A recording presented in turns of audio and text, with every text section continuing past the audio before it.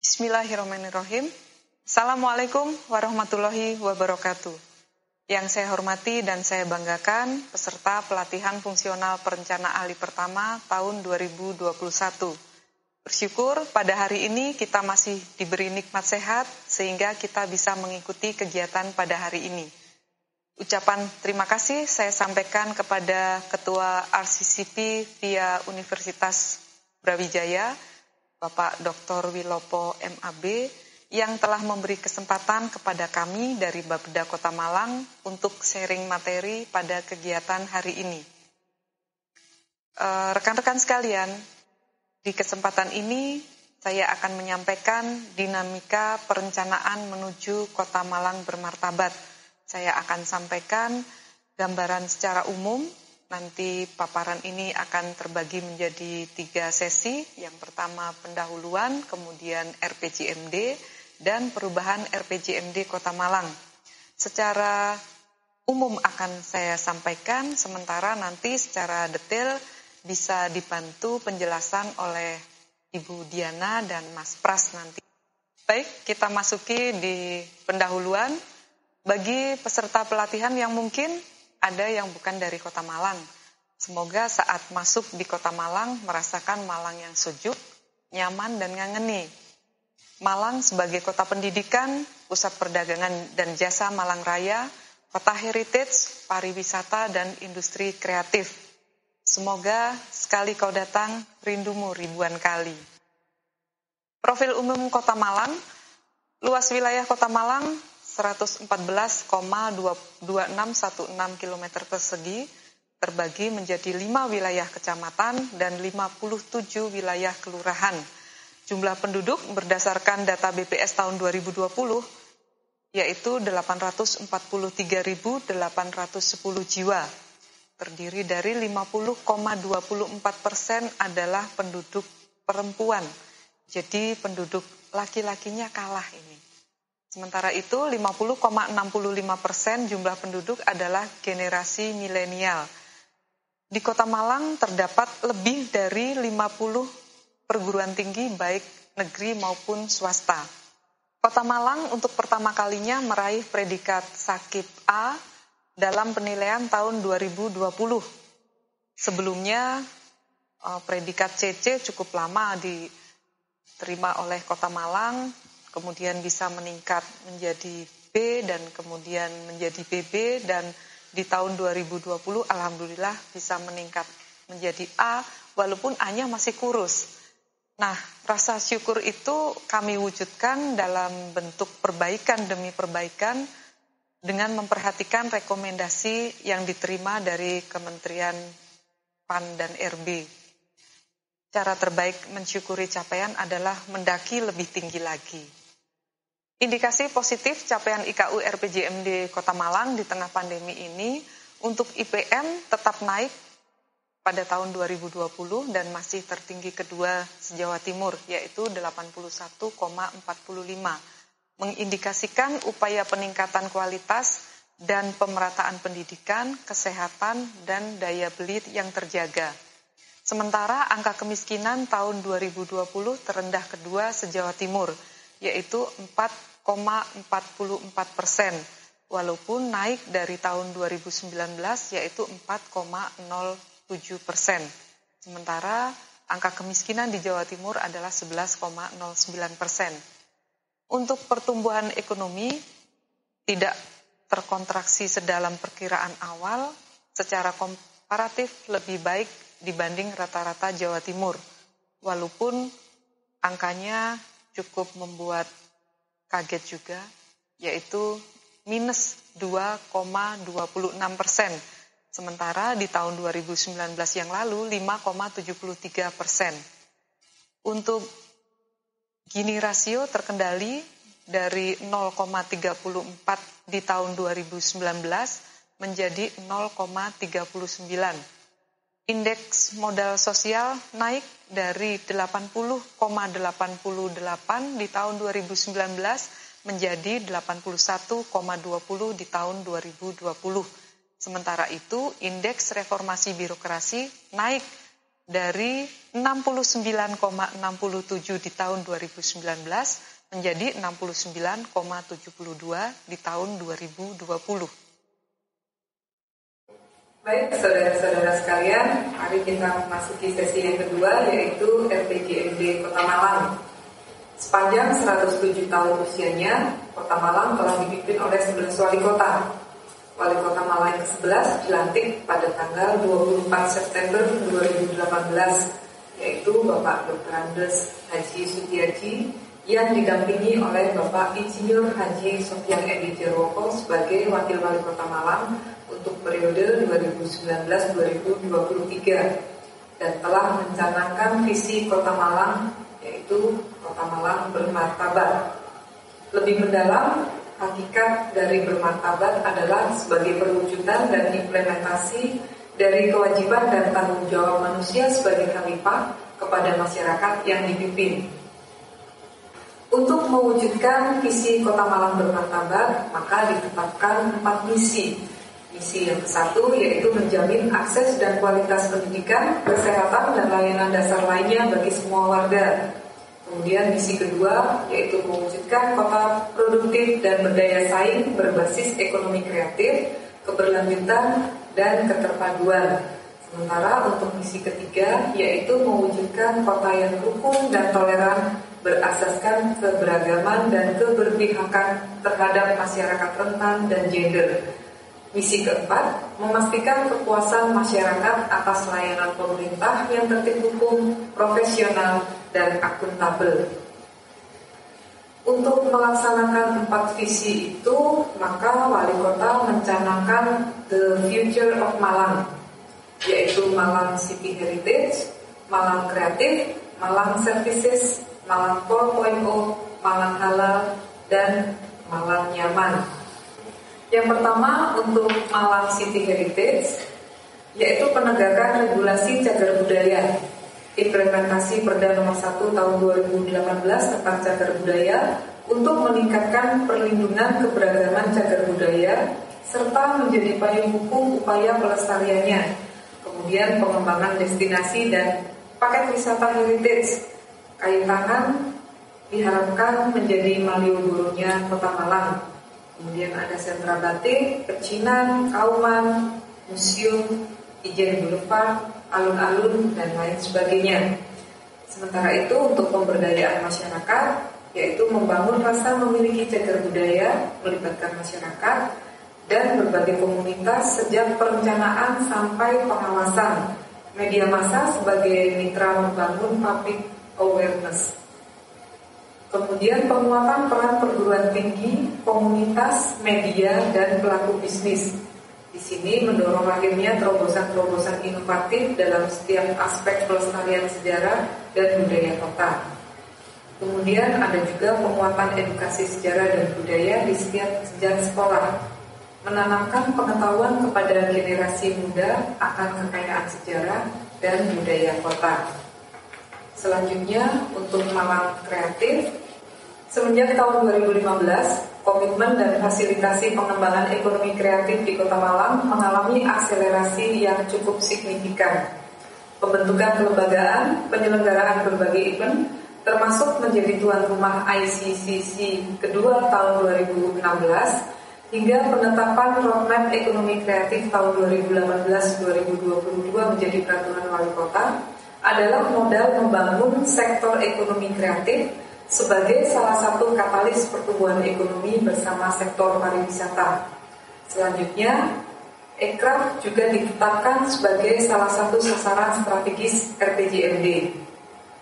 Dalam Peraturan Wali Kota Malang Nomor 12 Tahun 2018 tentang roadmap pengembangan ekonomi kreatif, subsektor unggulan dan subsektor prioritas Kota Malang tahun 2018-2022 ditetapkan untuk prioritas game dan aplikasi, sementara unggulannya adalah kuliner, film, video, dan animasi. Kemudian untuk substansi kebijakannya, yaitu penyediaan infrastruktur, pengembangan ekosistem, dan peningkatan pemasaran. Untuk Malang Services, dilakukan penegakan perda dan tertib hukum, kemudian membangun sistem kelembagaan yang efektif, mendorong meritokrasi manajemen ASN, dan percepatan integrasi teknologi informasi.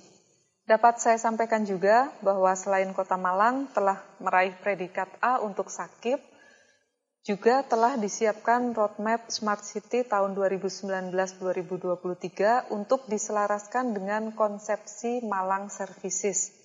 Selain itu juga telah ditetapkan Keputusan Wali Kota nomor 188-200-35-35.73.112/2018 tentang tim evaluasi sistem pemerintahan berbasis elektronik. Di samping itu, Kota Malang juga telah mengembangkan lebih dari 60 aplikasi untuk fungsi administrasi pemerintahan maupun layanan publik yang dalam perkembangannya dilakukan integrasi. Untuk Malang 4.0, Malang berkomitmen mengoptimalkan karakteristik uniknya sebagai kota pendidikan untuk menjawab tantangan penguasaan teknologi informasi, efisiensi bisnis, Internet of Things, dan rekayasa robotika yang menjadi karakteristik era revolusi industri 4.0. Di sini juga mendorong entrepreneurship dan pengembangan IKM, reorientasi pendidikan dan peningkatan kapasitas berbasis skill dan kompetensi era industri 4.0, menyuburkan ekosistem inovasi dan teknologi, meningkatkan kemudahan berusaha dan berinvestasi, serta menyiapkan infrastruktur digital. Dengan melek teknologi, tetapi juga tetap kuat karakter ingat budaya. Selain menguasai teknologi, Kota Malang juga ingin menghasilkan generasi yang kuat karakternya dan tidak lupa pada budaya dan kearifan lokal. Menghapus calistung di usia emas anak-anak, memperkuat pendidikan karakter, sekolah ibu atau parenting, dan gerakan sholat berjamaah. Untuk Malang Halal, ada pengembangan destinasi wisata halal, event wisata halal, kerjasama pencapaian standar hotel halal, destinasi kuliner halal, penguatan kapasitas SDM pariwisata halal, promosi paket wisata halal, dan ada juga pasar halal. Untuk Malang Nyaman, yaitu adanya pengendalian pemanfaatan ruang, pengelolaan transportasi modern, revitalisasi sistem drainase, pengelolaan kawasan permukiman das dan kumuh, penyediaan sarpras kota yang nyaman, pengelolaan air minum, sampah dan limbah, serta pemenuhan kebutuhan RTH publik. Untuk arah kebijakan pembangunan, strategi 1 yaitu suprastruktur kelembagaan, strategi 2 akses dan kualitas pendidikan, kesehatan dan layanan dasar lainnya, menjaga daya beli dan perlindungan sosial. Strategi 3 infrastruktur perekonomian dan sarana prasarana sosial.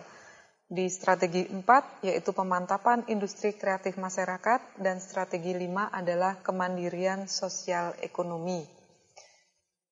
Baik saudara-saudara sekalian, kita masuki di sesi yang ketiga yaitu perubahan RPJMD Kota Malang. Di tengah disrupsi era global dan pandemi, keteguhan visi diuji. Adaptasi dan sinergi menjadi kunci strategi untuk terus bergerak dan bergerak.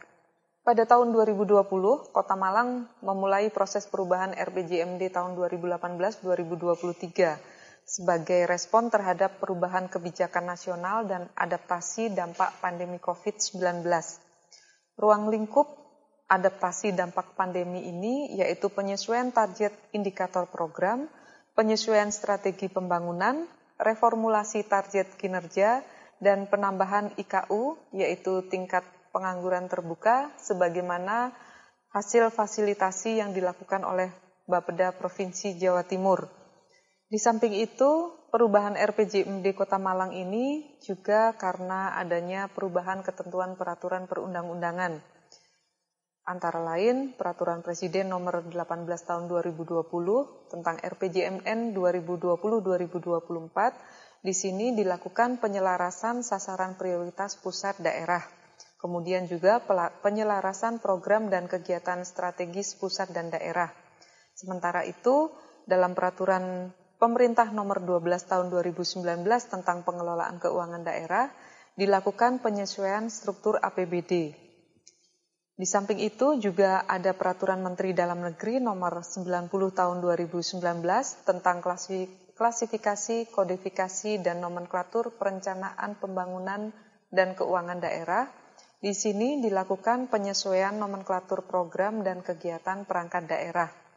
Sementara itu, dengan adanya Kepmendagri 050-307 tahun 2020 tentang hasil verifikasi dan validasi pemutakhiran klasifikasi, kodifikasi, dan nomenklatur perencanaan pembangunan dan keuangan daerah, di sini dilakukan penyesuaian nomenklatur program dan kegiatan perangkat daerah. Untuk visi dan misi RPJMD Kota Malang tahun 2018-2023 tetap tidak ada yang diubah dan telah tercascading sampai dengan level perangkat daerah. Nah, untuk detailnya ini nanti bagaimana cascadingnya sampai di level perangkat daerah, Bu Diana akan menjelaskan lebih detail lagi nanti. Strategi pembangunan dalam perubahan RPJMD Kota Malang ini yaitu peningkatan kuantitas dan kualitas tenaga pendidik dan tenaga kependidikan yang merata, didukung dengan sarana dan prasarana sesuai standar, serta mengoptimalkan sarana digital untuk akses pelayanan pendidikan. Di samping itu juga peningkatan daya beli masyarakat terhadap komoditas pangan dan non-pangan melalui stabilisasi harga, subsidi, dan pengembangan produk lokal. Dilakukan juga optimalisasi perekonomian melalui pengembangan sektor ekonomi kreatif, bernilai tambah tinggi, pengembangan pengelolaan pasar, pariwisata, dan UMKM yang go digital. Peningkatan dan pembenahan infrastruktur, sarana dan prasarana perkotaan yang terintegrasi dengan menjamin kualitas dan penambahan kuantitas transportasi, drainase, dan utilitas. Juga pengelolaan persampahan dan pengembangan pola tata ruang serta peningkatan kualitas lingkungan hidup. Untuk penyesuaian program nomenklatur program dan kegiatan perangkat daerah dengan Permendagri 90 tahun 2019 dan Kepmendagri 050-3708 tahun 2020. Di sini bisa kita lihat untuk RPJMD awal jumlah program sebanyak 113 program. Sementara dalam RPJMD perubahan menjadi 125 program. Penyesuaian nomenklatur dan program kegiatan dan subkegiatan pada perubahan RPJMD ini sudah berpedoman pada Permendagri dan Kepmendagri tersebut. Ini bisa kita ambil salah satu contoh penyesuaian nomenklatur program. Kita ambil contoh Dinas Pendidikan dan Kebudayaan. Di program RPJMD awal ada 2 program pendidikan anak usia dini dan non-formal, serta program pembinaan pendidikan dasar. Dalam program RPJMD perubahan ini menjadi satu program, yaitu program pengelolaan pendidikan. Sementara itu ada yang dalam program RPJMD awal itu satu program, yaitu program pengelolaan keragaman dan kekayaan budaya. Sementara dalam program RPJMD perubahan ini justru menjadi 3 program, yaitu program pelestarian dan pengelolaan cagar budaya, program pengembangan kebudayaan, dan program pengelolaan permusiuman. Ini salah satu contoh nanti barangkali pada sesi diskusi, tanya jawab, atau sharing materi yang lain bisa ditanyakan dan didetailkan lebih lanjut dengan Bu Diana dan Mas Pras. Barangkali itu yang bisa saya sampaikan. Saya harus mohon maaf karena saya terpaksa tidak bisa mengikuti sampai akhir acara ini. Oleh karena itu, kenapa saya sampaikan tadi secara detail nanti akan disampaikan oleh Bu Diana dan Mas Pras. Saya juga harus mohon maaf Apabila dalam penyampaian dari awal tadi sampai akhir ini tadi ada tutur kata atau mungkin perbuatan yang tidak berkenan di hati para peserta pelatihan sekalian. Semoga sukses dalam melaksanakan pelatihan ini dan semoga selalu diberi kesehatan. Jangan lupa tetap menjalankan protokol kesehatan. Terima kasih. Wassalamualaikum warahmatullahi wabarakatuh.